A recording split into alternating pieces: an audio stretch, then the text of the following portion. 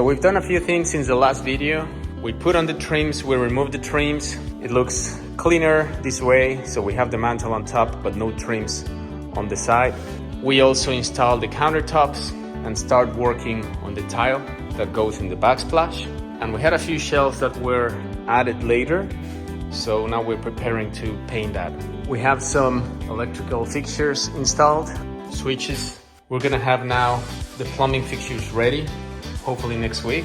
We're working on painting the doors that go over the closet right now. And we have the vanity, double vanity, beautiful piece of furniture here that's gonna go in the master bathroom. We have some electrical fixtures here in place, some of the outlets, and again we have the plumbing fixtures here.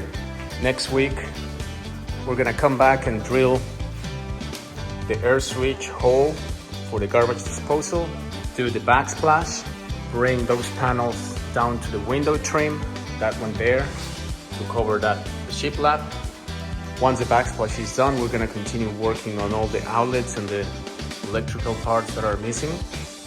Also install the toilets on the guest and master bathroom, the shower curtain, and continue working on painting the details that are missing. Thank you for watching, and we'll see you next week.